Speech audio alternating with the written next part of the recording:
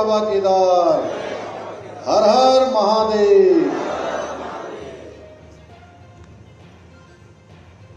63वें भव्य कोटि रुद्र महायज्ञ के अवसर पर मंच पर आसीन सहसपुर विधानसभा के विधायक और हमेशा इस क्षेत्र के लिए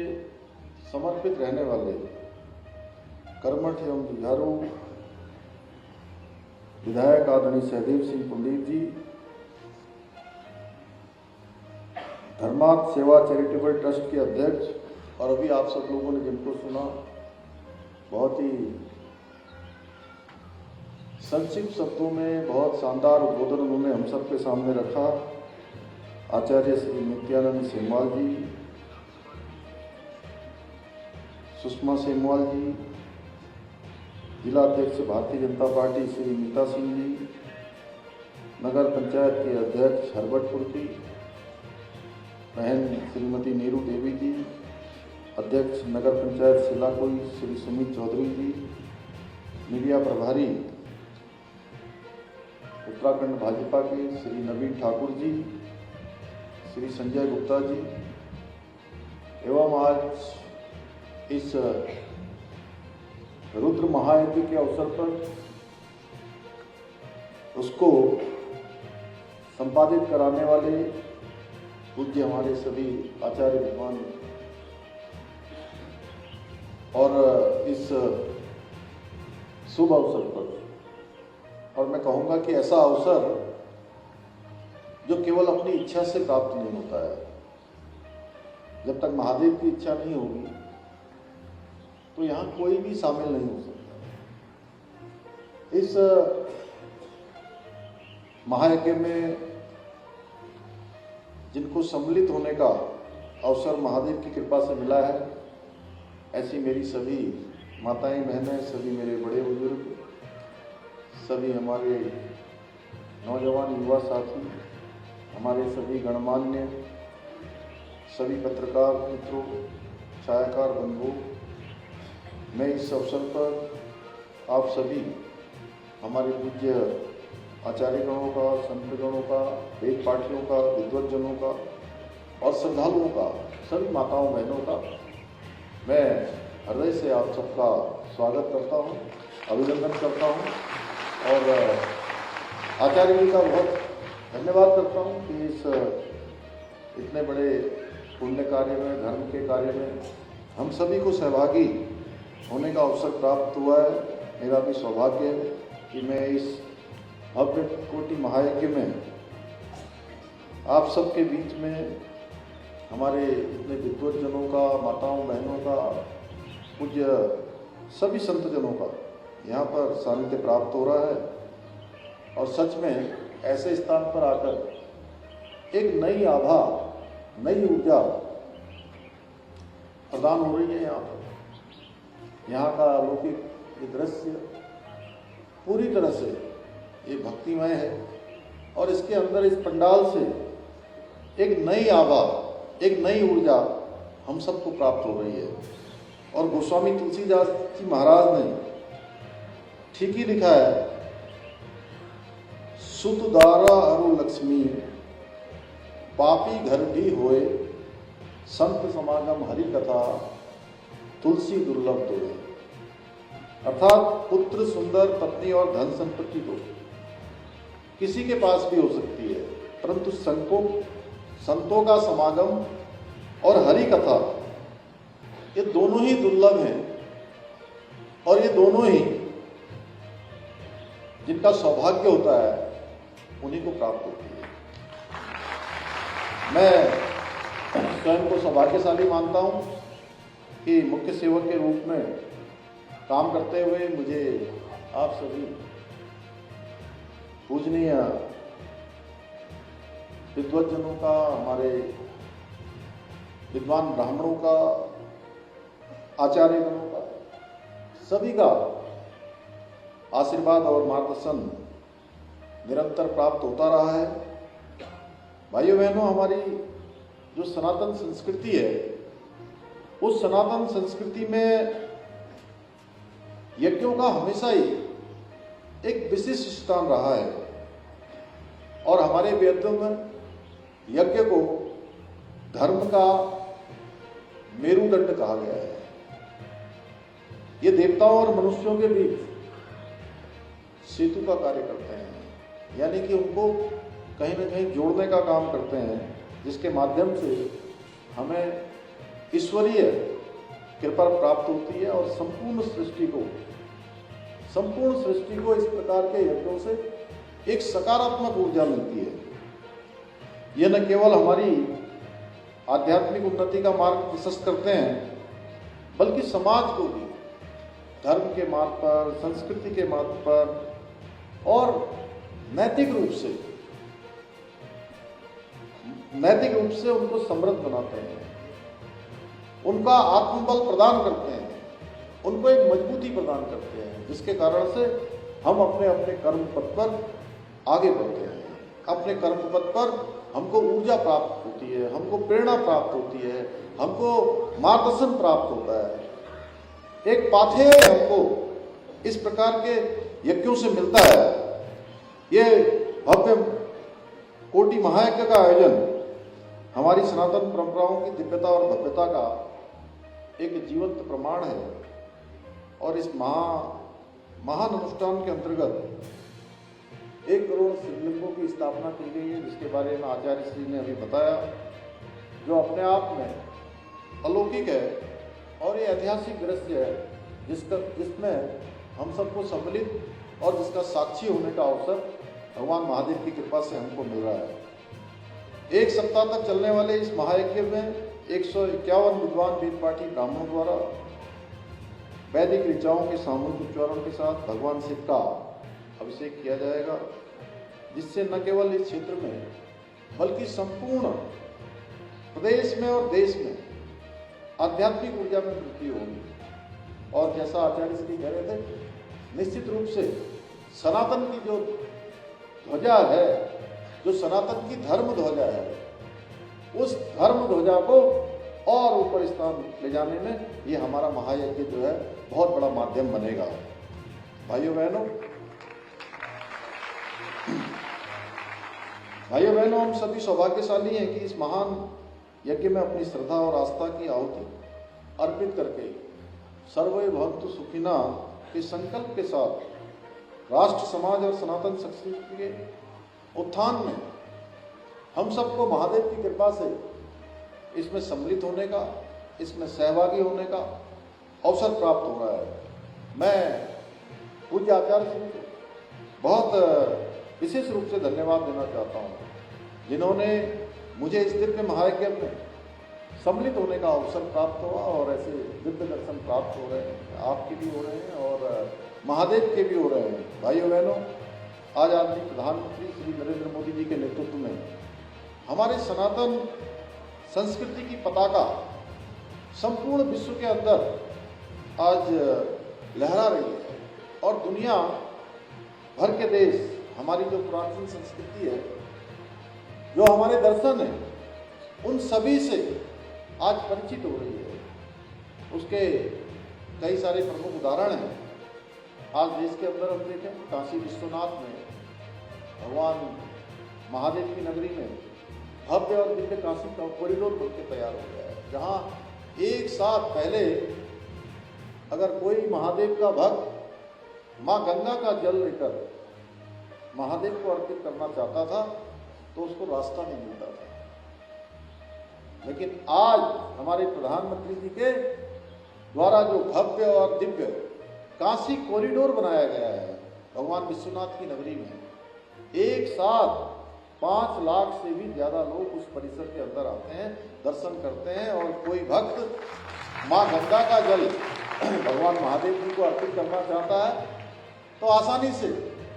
माँ गंगा का जल अर्पित करता है। उज्जैन में महाकाल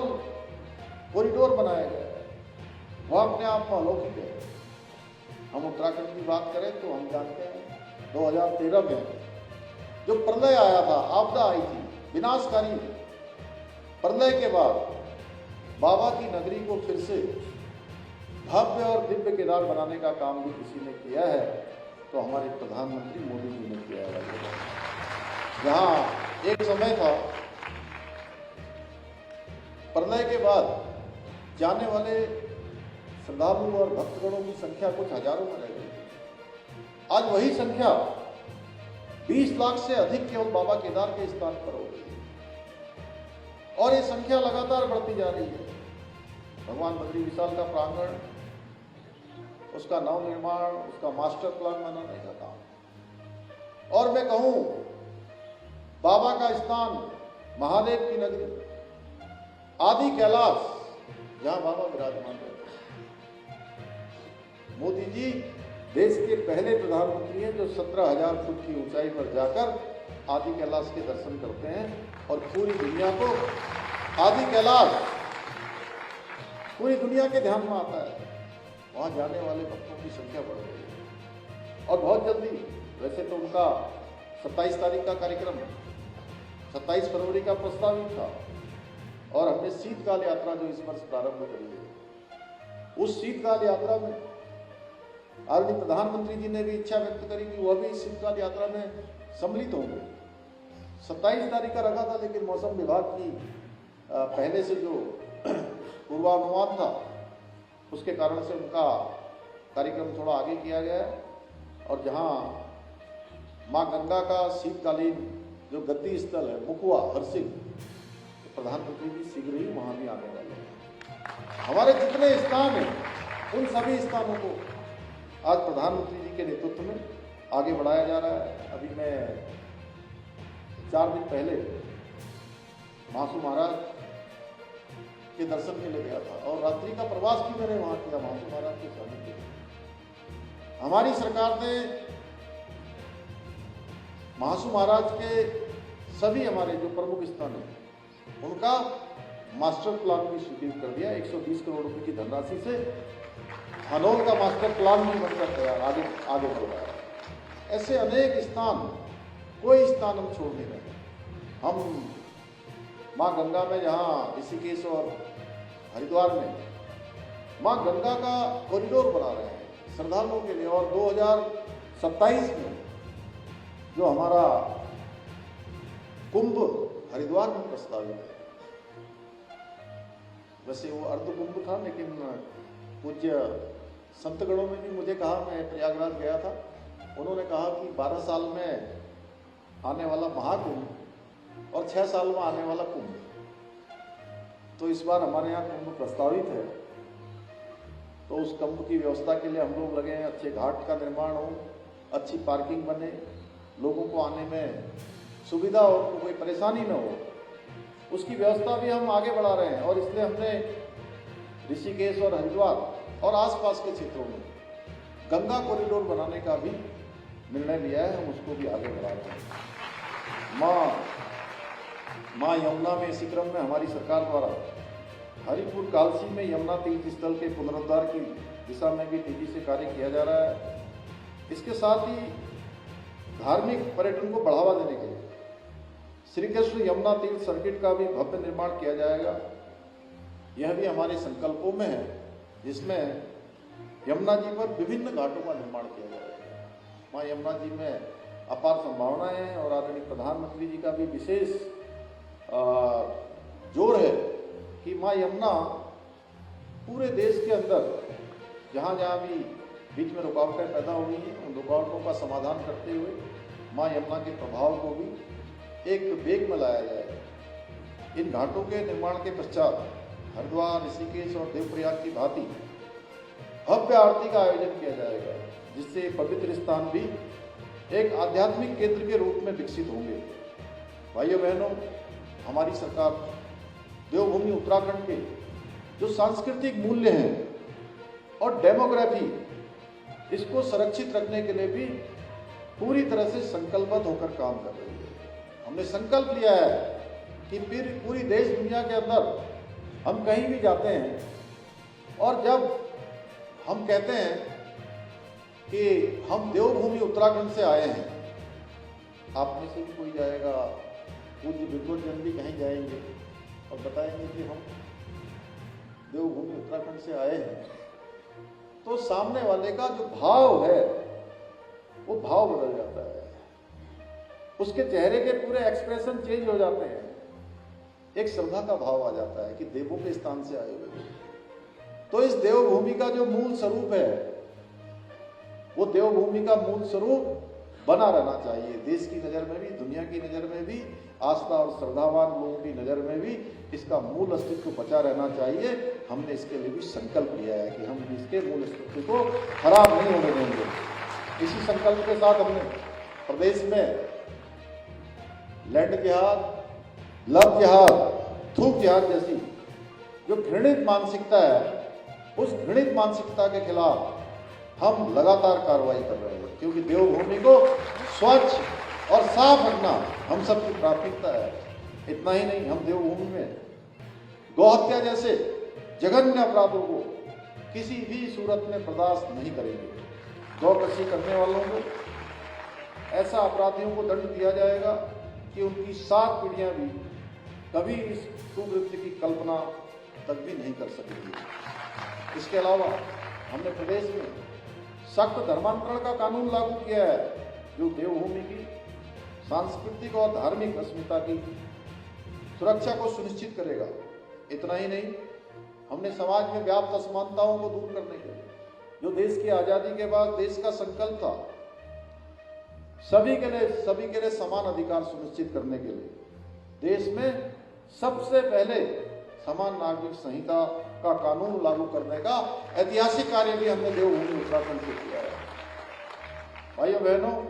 पूर्ववर्ती सरकारों, वोट बैंक की राजनीति के कारण पछवा दून के क्षेत्र में घुसपैठियों को, अतिक्रमणकारियों को, अवैध कब्जे करने वालों को अतिक्रमण की खुली छूट दी गई, जिससे हमारी सांस्कृतिक और सामाजिक संरचना को भी गहरी चोट लगी है। लेकिन मैं आपको आश्वस्त करना चाहता हूं कि अब हमारे राज्य में किसी प्रकार की अवैध अतिक्रमण, अवैध गतिविधियां, घुसपैठ को किसी भी कीमत पर बर्दाश्त नहीं किया जाएगा। जो हमने अभियान चलाया है वो अभियान हमारा निरंतर चलता रहेगा। इसके साथ हमारी सरकार ने राज्य में भू माफियाओं पर कार्रवाई करने के उद्देश्य से इसी विधानसभा का सत्र जो अभी संपन्न हुआ है, हमारे सहदेव भाई भी इसमें इन्होंने भी जो है भू कानून बनाने में अपना योगदान दिया है, और हमने भू कानून लागू करने का भी कार्य किया है, जो देवभूमि के मूल स्वरूप को बनाए रखने में सहायक सिद्ध होगा। भाइयों बहनों, हमारी सरकार उत्तराखंड को देश का सर्वश्रेष्ठ राज्य बनाने के लिए विकल्प रहित संकल्प के साथ निरंतर कार्य कर रही है। मुझे पूरा विश्वास है कि इस पावन संकल्प को पूरा करने में आप सभी माताओं बहनों का, हमारे पूज्य संतों का, पूज्य आचार्यों का, पूज्य विद्वज्जनों का, मुझे आप सबका आशीर्वाद हमेशा की तरह मिलता रहेगा। इसी विश्वास के साथ इस भव्य कोटि रुद्र महायज्ञ के सफल आयोजन के लिए मैं आप सभी को शुभकामनाएं देता हूं और भगवान शिव से प्रार्थना करता हूं वो राज्य के सभी निवासियों के जीवन में सुख, शांति और समृद्धि का संचार करें। आप सबको मेरी ओर से बहुत बहुत धन्यवाद। जय हिंद, जय भारत।